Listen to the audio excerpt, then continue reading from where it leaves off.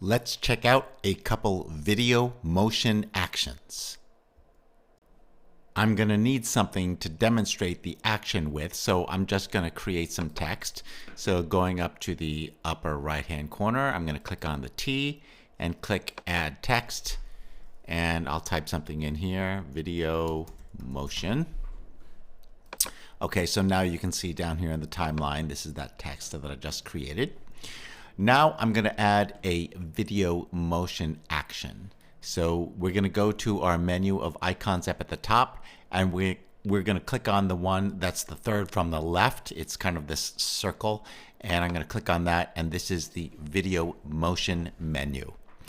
So I'm going to add an action by clicking the plus sign, and the default duration is half a second. I'm just going to make it a little bit longer so you can see it better. I'm just going to say 1 second.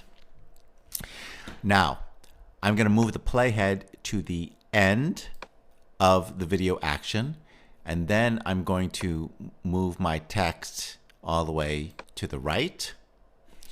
Now I'm going to move my playhead to the beginning of the action, and I'm going to move my text to the left.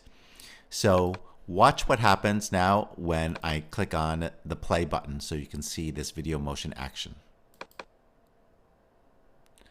So you can see the video motion action moved the element from left to right.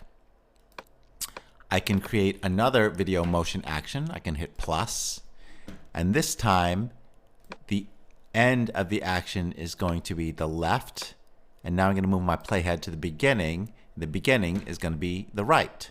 So now watch when I go back to the beginning of this clip, and you'll see both actions in action.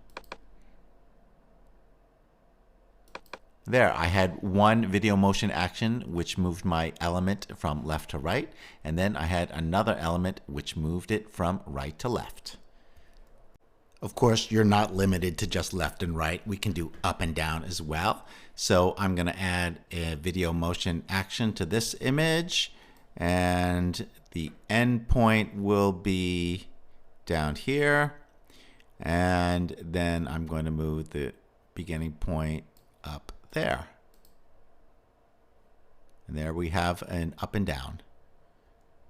I can add some effects to the video motion by clicking the effect box. You've got 3 choices: gravity, spring, and pulse. I'll just show you spring, and you can see what it looks like.